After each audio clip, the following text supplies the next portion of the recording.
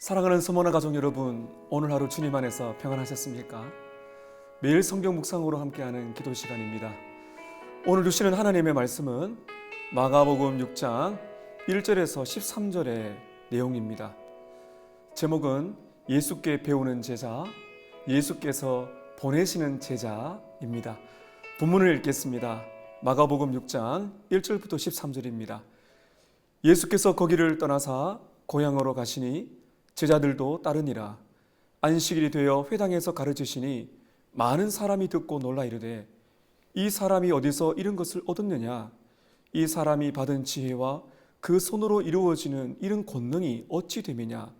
이 사람이 마리아의 아들 목수가 아니냐? 야고보와 요셉과 유다와 시몬의 형제가 아니냐? 그의 누이들이 우리와 함께 여기 있지 아니하냐 하고 예수를 배척한지라.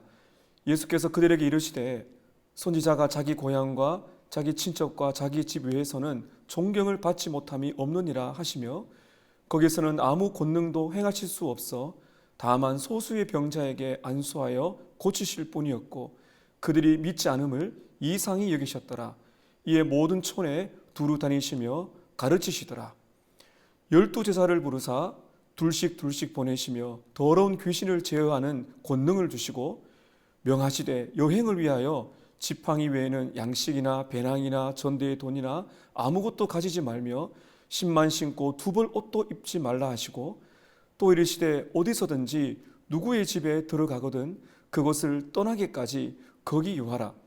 어느 곳이든지 너희를 영접하지 아니하고 너희 말을 듣지도 아니하거든 거기서 나갈 때에 발 아래 먼지를 떨어버려 그들에게 증거를 삼아라 하시니 제자들이 나가서 회개하라 전파하고 많은 귀신을 쫓아내며 많은 병자에게 기름을 발라 고치더라. 아멘. 누구나 고향에 대한 애착이 있습니다. 자기가 자란 곳에 대한 기억과 사랑이 있죠. 예수님께서는 베들레헴에서 태어나셨지만 30년간을 나사렛에서 자라셨습니다. 오늘 본문에 보면 예수님이 제자들과 함께 나사렛에 가십니다. 얼마나 예수님의 마음이 뜨거웠을까요? 오늘 이 나사렛 고향 사람들이 예수님의 말씀을 듣고 어떻게 반응했는지를 보여주고 있고 이어서 예수님께서 12제자를 파송하시는 놀라운 일들을 우리가 보게 됩니다. 이 두 사건을 연결하여서 저는 예수께 배우는 제자, 예수께서 보내시는 제자라는 주제로 묶어 여러분과 함께 말씀을 나누고자 합니다. 오늘 첫 번째, 예수님의 고향 사람들의 반응입니다. 고향 사람들은 예수님을 30년 동안 알고 있었죠. 오늘 예수님께서는 안식일에 회당에 들어가셔서 말씀을 전하시는데요. 어떤 반응이 있는지 먼저 오늘 1절에 보게 되면 많은 사람들이 듣고 놀랍니다. 충격을 받습니다. 말씀의 권세에 놀라죠. 그러면서 말을 합니다. 아니 이 사람이 가지고 있는 지혜가 어찌 됨이냐? 아니 이 사람이 행하는 권능이 도대체 어디서 왔느냐? 이런 능력과 이런 말씀의 권세, 기적을 베푸는 권능에 대하여 놀랐습니다. 그러나 3절에 보게 되면 너무너무 안타까운 일들이 일어나게 되죠. 여러분 3절 끝에 보시면 예수를 배척한지라 이렇게 나와 있습니다. 예수님을 거부한 것이죠. 다시 말하면 예수님은 고향 사람들에게 배척을 당하셨습니다. 외면을 당하셨습니다. 왜 이렇게 30년간 예수님을 잘 알아왔고 또 예수님의 말씀을 듣고 기적을 보고 들었던 사람들이 예수님을 대놓고 배척했을까요? 오늘 말씀해 보시게 되면 여러 가지 이유가 있는데 걸림돌이 있었다고 말하고 있습니다. 먼저 이들은 예수님을 이렇게 말합니다. 이 사람은 마리아의 아들이 아니냐? 원래 유대인들은 아버지의 이름을 따라서 누구의 아들 이렇게 말합니다. 요셉이 죽었는지 아니면은 이것은 예수님에 대한 경멸의 표현입니다. 마리아의 아들이라는 것은 예수님께서 성령으로 잉태되어 태어나셨지 않습니까? 그것을 믿지 않는 것이죠. 그래서 예수님이 사생아라고 그렇게 조소했다는 해석을 할 수가 있죠.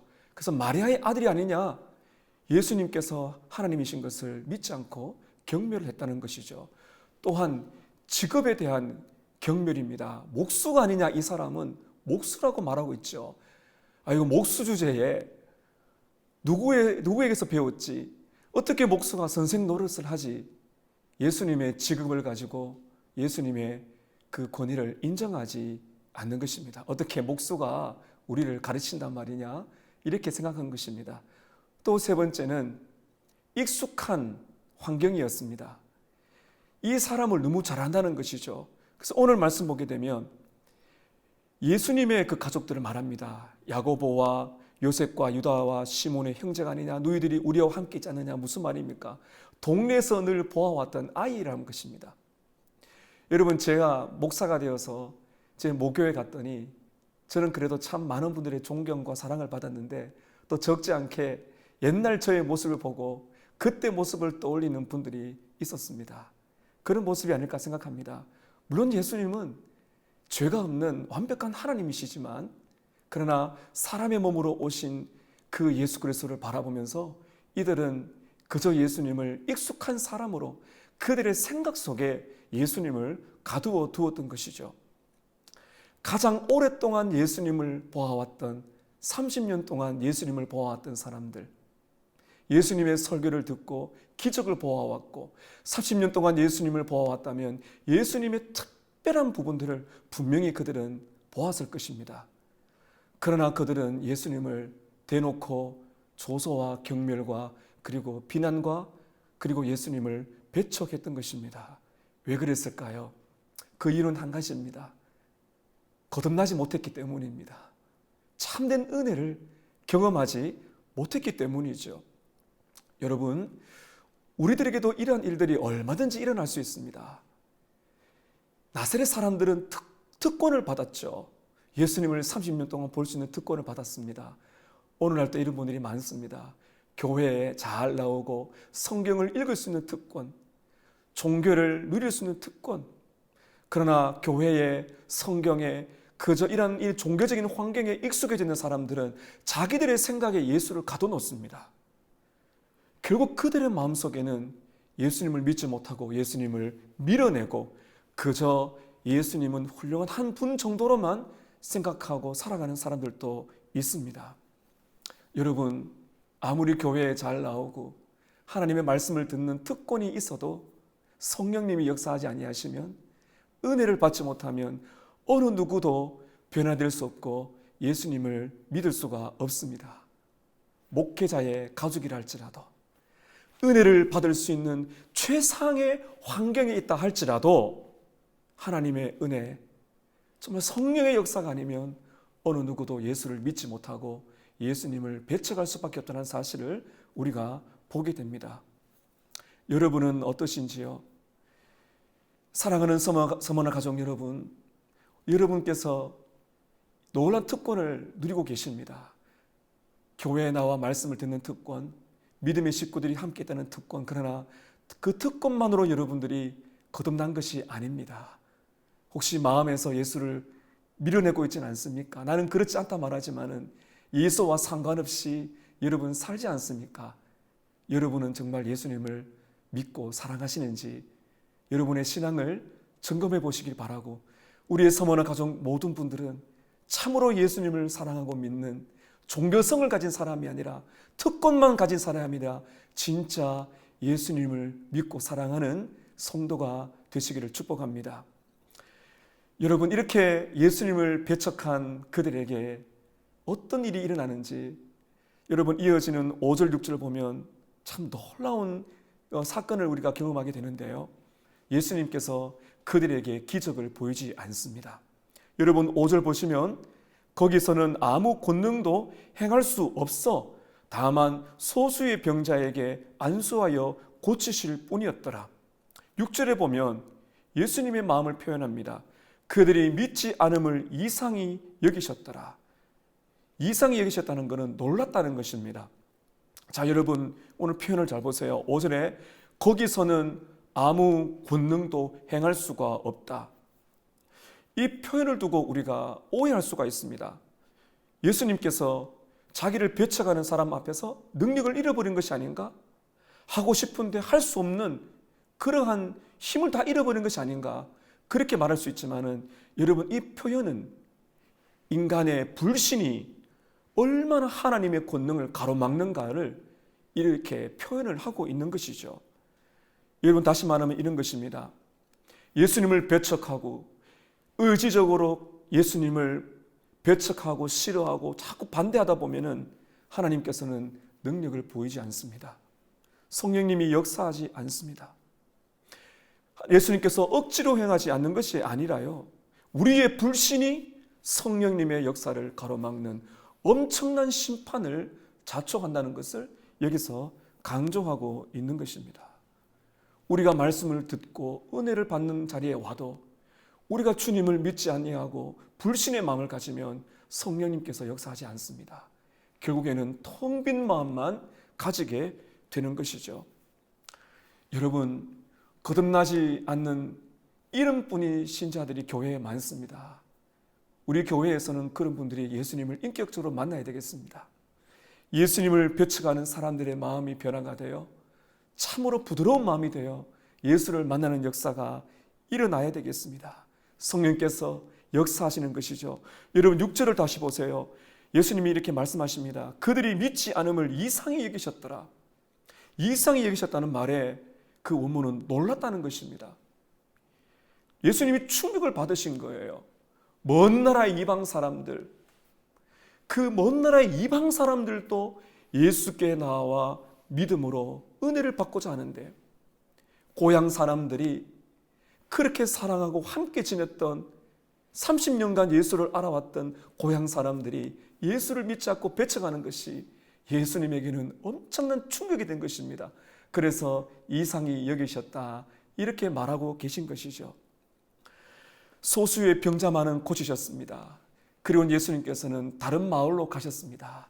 사랑하는 여러분, 하나님이 여러분에게 은혜를 주시기를 원합니다. 성령께서 은혜를 주셔서 이 마음이 부드러워져서 마음껏 은혜를 부어주셔서 우리의 교회가 하나님의 은혜를 받는 큰 축복의 그런 장이 되시기를 주님의 이름으로 축복합니다. 예수님은 배척을 당하셨지만은 다른 마을로 가셔서 계속 복음을 전하셨습니다. 오늘 두 번째 말씀입니다.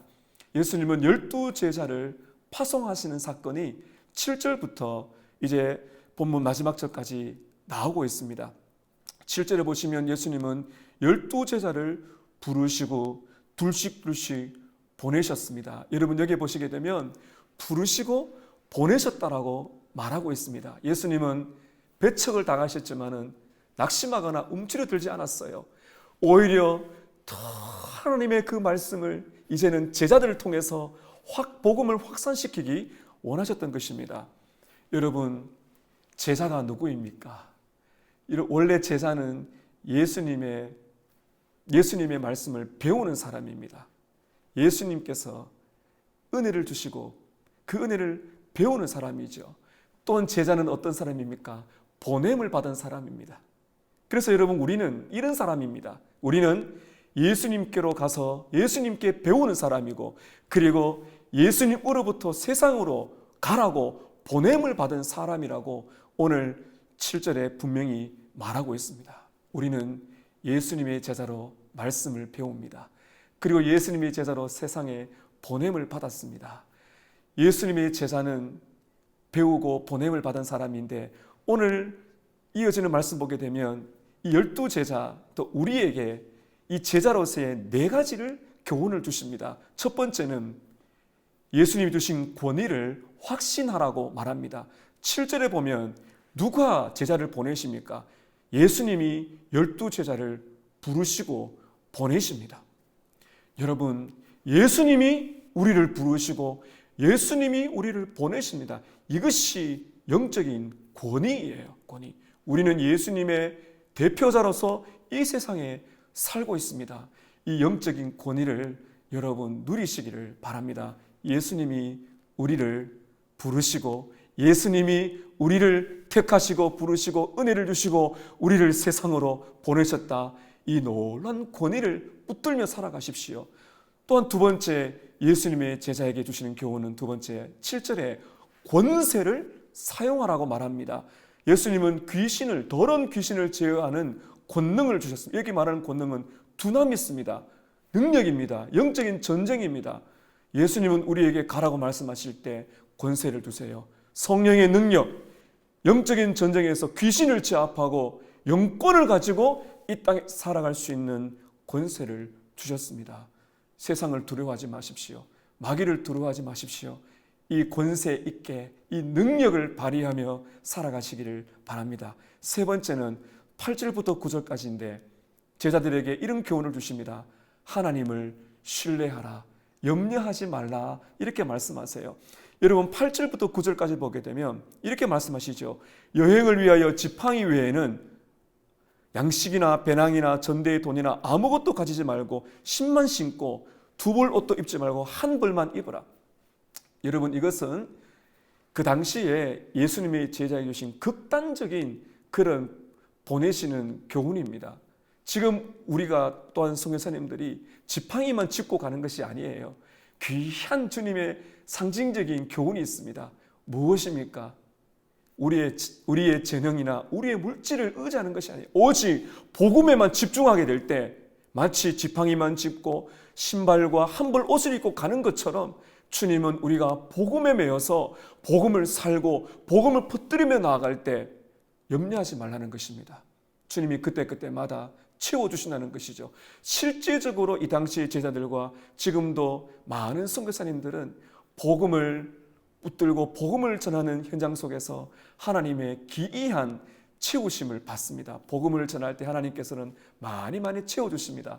사랑하는 성도 여러분, 주님이 우리를 세상으로 보내실 때 여러분 염려하지 마십시오. 이 땅에 필요한 것들 하나님이 채워주실 것입니다. 그러므로 우리는 이 복음을, 예수를 전하는 일에 더 힘써 이 위대한 목적에서 시선을 빼앗기지 않아야 되겠습니다. 네 번째, 제자들에게 주는 교훈 10절에 보면 반응을 예상하라. 두 가지 반응이 있다라고 미리 말씀하세요. 10절에 보면 첫 번째 긍정적인 반응입니다. 어디서든지 누구의 집에 들어가거든. 이 누구의 집이 어떤 의미인가 하면 잘 사는 사람이든 못 사는 사람이든 따지지 말고 예수의 복음을 받아들일 때 누구의 집에 들어가거든 그것을 떠나기까지 거기에 거하라. 환영하는 사람이 있다는 것입니다. 복음을 전할 때 환영하는 사람이 있다는 것입니다. 그것을 기대하라는 것이죠. 그 집에 구원의 메시지를 전해주고 사랑을 나누고 복음을 나누라는 것입니다.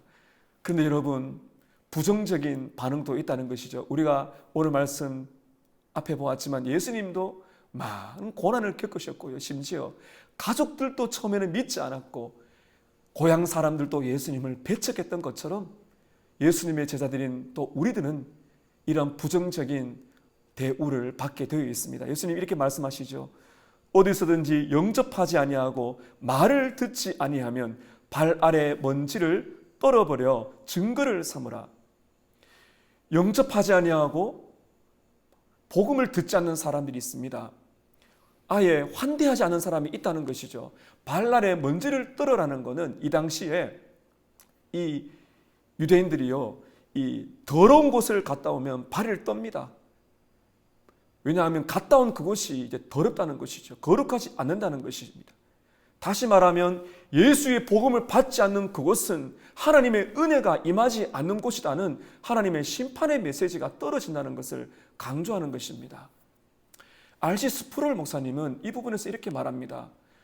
우리는 복음에는 두 가지 부분이 있습니다. 하나는 예수를 믿게 되면 영혼이 구원을 받습니다. 그러나 이것만을 전해서는 안 됩니다. 예수를 믿지 아니하면 영원한 심판에 빠집니다. 여러분 그렇지요. 우리는 예수님을 십자가의 복음을 전합니다. 받아들이면, 회개하며 믿으면 영생의 구원을 받지만 받아들이지 않으면 영원한 멸망, 지옥 형벌에 빠진다는 것을 우리는 알고, 우리는 이렇게 우리를 배척하고 힘들게 하는 사람이 있다는 것도 미리 우리는 준비하고 이 복음을 전하는 일에 힘써야 되겠습니다. 사랑하는 성도 여러분, 우리는 누구입니까? 오늘 말씀에 분명히 말하고 있습니다. 우리는 예수님께 배우는 제자이며 예수님의 보냄을 받고 나아가는 사람들입니다. 오늘 본문 마지막에 제자들은 예수님을 닮아 똑같이 하죠. 회개하라 전파하고 많은 귀신을 쫓아내며 많은 병자에게 기름을 발라 고치더라. 예수님이 하신 사역을 우리가 하는 것입니다. 영광스러운 특권이며 영광스러운 사역입니다.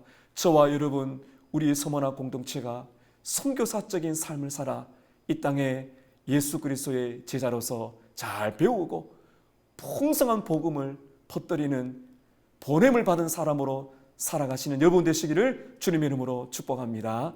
아멘. 오늘 주시는 말씀으로 4가지 기도 제목을 나눕니다. 첫 번째는 거듭나지 못한 이름뿐인 신자들이 인격적으로 예수님을 만나게 하소서. 두 번째는 예수님을 배척하는 사람들의 마음을 변화시키시고 믿음을 주소서. 세 번째는 우리가 예수께 배우는 제자, 예수께서 보내시는 제자로 살게 하소서. 네 번째는 선교사님들의 가르침과 삶을 통하여 구원의 역사가 흥왕케 하소서. 주신 말씀 붙들고 합심하여 기도하겠습니다.